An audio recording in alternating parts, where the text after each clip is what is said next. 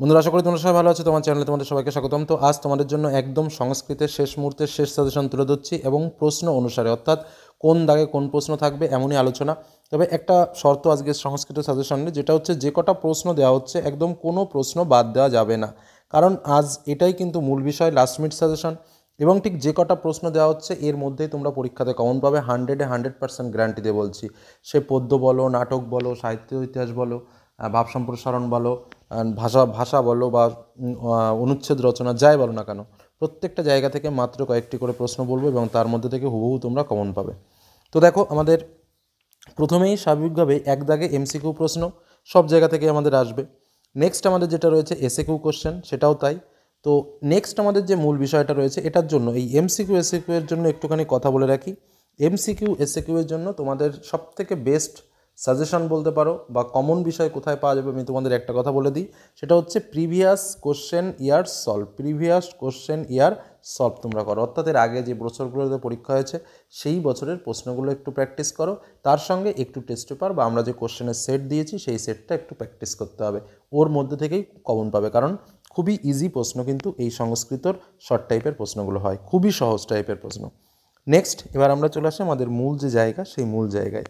আমাদের স্বাভাবিকভাবে গদ্য থেকে আমাদের দুটো প্রশ্ন আসে, কারণ আর্যবর্ত বর্ণনাম এবং বনগতা গুহা এই দুটো আমাদের রয়েছে।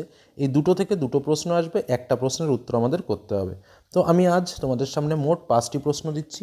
আশা করছি যে এই 5টি প্রশ্নের ভেতরেই তোমরা কিন্তু একটা প্রশ্ন কমন পাবেই, গ্যারান্টি।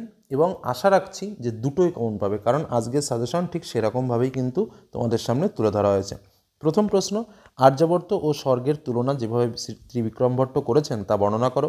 দ্বিতীয় প্রশ্ন, আর্যাবর্ত বর্ণনাম গদ্যাংশ অনুসারে গ্রাম ও শহরের বর্ণনা দাও।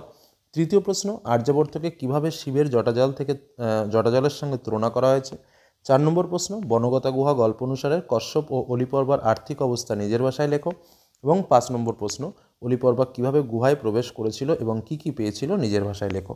এই যে মোট 5টা প্রশ্ন আমি গদ্য থেকে দিয়েছি, দেখো দুটো গদ্য, একটা হচ্ছে আর্যাবর্ত বর্ণনাম আর একটা হচ্ছে বনগতা গুহা।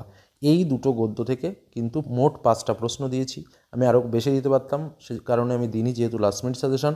এই 5টা প্রশ্নই পড়বে, একটা প্রশ্ন বাদ দেবে না, হুবহু কমন পাবে, গ্যারান্টি। একটা তো পাবেই পাবে এবং আশা রাখবো দুটোই কমন পাবে।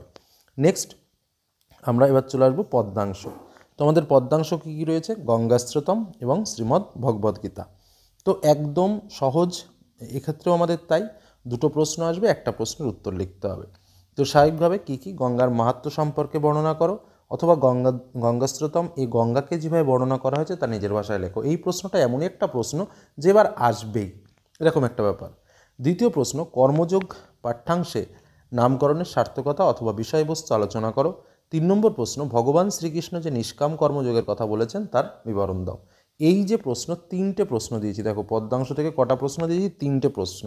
পরীক্ষায় কটি প্রশ্ন আসবে, পরীক্ষায় কিন্তু দুটো প্রশ্ন আসবে, এখানে মাত্র 3টে প্রশ্ন দেওয়া রয়েছে এবং আশা করছি যে এর মধ্যে থেকেই তোমরা হুবহু কিন্তু কমন পাবে, এর বাইরে প্রশ্ন যাবে না।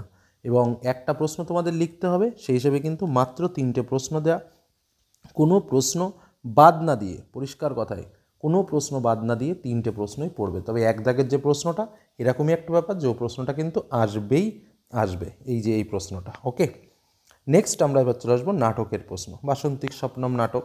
তো এখান দিয়ে স্বাভাবিকভাবে যে বিষয়টা, বাসন্তিক স্বপ্নম নাটকে দুটো প্রশ্ন আসবে, একটা প্রশ্নের উত্তর আমাদের করতে হবে।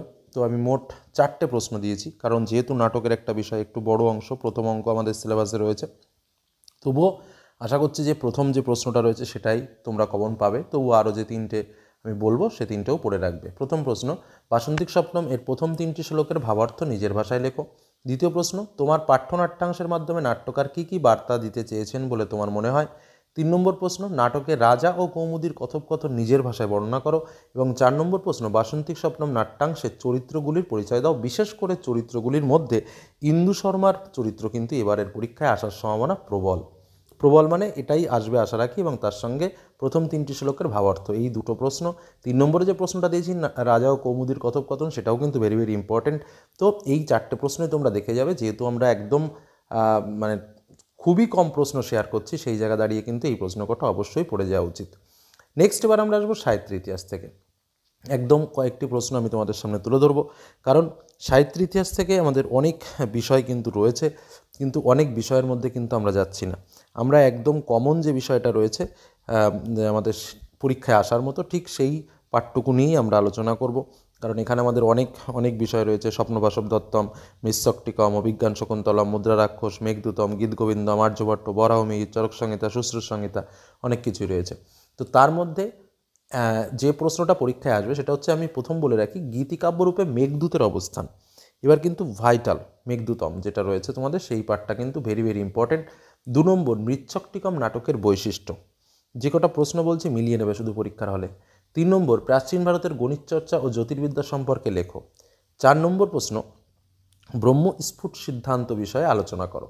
এই 4টি প্রশ্ন সাহিত্যের ইতিহাস থেকে তুলে ধরলাম, এবং আশা রাখছি এই 4টি প্রশ্নের ভিতরে 2টো প্রশ্ন তোমরা পাবে, একটা প্রশ্ন তোমাদের লিখতে হবে। ঠিক আছে, এবার আসবো আমরা পরবর্তী যে বিষয়, ভাব সম্প্রসারণ। তো ভাব সম্প্রসারণ স্বাভাবিকভাবে মাত্র কয়েকটি ভাব সম্প্রসারণ তুলে ধরবো, এবং বিগত বছরে আমি দেখেছি যে যা ভাব সম্প্রসারণ আমরা যে 5-6টা ভাব সম্প্রসারণ তোমাদের সামনে তুলে ধরি, তার ভেতর থেকে দুটোই কমন আসে। একদম যে কবার সাজেশন তুলে ধরা হয়েছে প্রত্যেকবার হয়েছে। তো আশা করি এবারও তার কোনো ব্যতিক্রম হবে না। সব মিলিয়ে 7টি ভারসাম্য তোমাদের সামনে তুলে ধরছি, এবং আশা করছি এর মধ্যেই তোমরা হুবহু কমন পাবে, একদম হুবহু, পুরো মিলে যাবে পরীক্ষার হলে। তো প্রথমটা হচ্ছে ততহয়ং দ্রুততরং ক্রামণ্যগরং নিবৃত্ত। দ্বিতীয়টা স্বধর্মে নিধরং শ্রেয় পরধর্ম ভয়াবহ। তৃতীয়টা পতিতোদ্ধারিণী জাহ্নবী গঙ্গে। 4 নম্বরটা অশক্ত হ্যাচরণ কর্ম পরমাপ্রতি পুরুষ। 5 নম্বর, দেশ ও পুণ্যত মধ্যেশ কস্যস্য ন প্রিয় ভবেত। 6 নম্বর, মম মতিরাস্তাং তব পদ কমলে। এবং 7 নম্বর, তস্মাৎ শক্ত সততং কার্যং কর্ম চরাচর। এবার আমরা পরবর্তী প্রশ্ন, অর্থাৎ ভাব সম্প্রসারণ কিন্তু এই 7টা ভাব সম্প্রসারণ অবশ্যই করে যাবে, এর মধ্যে থেকেই পরীক্ষায় পাবে। নেক্সট 5, 6, 7, 8, 9 ব্যাকরণ থেকে প্রশ্ন আসে, যেখানে 15টি মার্কস থাকে। তার মধ্যে কারক বিভক্তি নির্ণয়ে 3 মার্ক, ব্যাস বাক্য সহ সমাস দুটো করতে হয় 4 মার্ক, শব্দযুগলের অর্থপার্থক্য 2 মার্ক, এক কথায় প্রকাশ 3 মার্ক, এবং পরিবেষ্টিত রূপ 3 মার্ক। এবার আসি ভাষাতত্ত্ব। ভাষাতত্ত্ব থেকে 3টি প্রশ্ন দিয়েছি। 3টি প্রশ্নের ভেতরে পরীক্ষায় তোমরা কমন পাবেই, একদম লিখে রাখো। প্রথম প্রশ্ন, ইন্দো ইউরোপীয় ভাষাবংশের একটি পরিচয় দাও, অথবা ইন্দো ইউরোপীয় ভাষাগোষ্ঠীর সম্বন্ধে যা জানো লেখো। এই প্রশ্নটা হুবহু পেয়ে গেছো, এরকমই একটা ব্যাপার। তবুও নিচের যে দুটো বলবো সে দুটোও পড়ে যাবে। 2 নম্বর, ইন্দো ইউরোপীয় ভাষাগোষ্ঠীতে সংস্কৃতের স্থান নির্ণয় করো, এবং কেন্তুম ও শতম সম্পর্কে উদাহরণসহ এদের পরিচয় দাও, বা কেন্তুম ও শতম উদাহরণসহ আলোচনা করো বা সম্পর্কে আলোচনা করো। এই দুটো বিষয় কিন্তু টিকা আকারে রেডি করে যাবে। নেক্সট যেটা হচ্ছে অনুচ্ছেদ রচনা।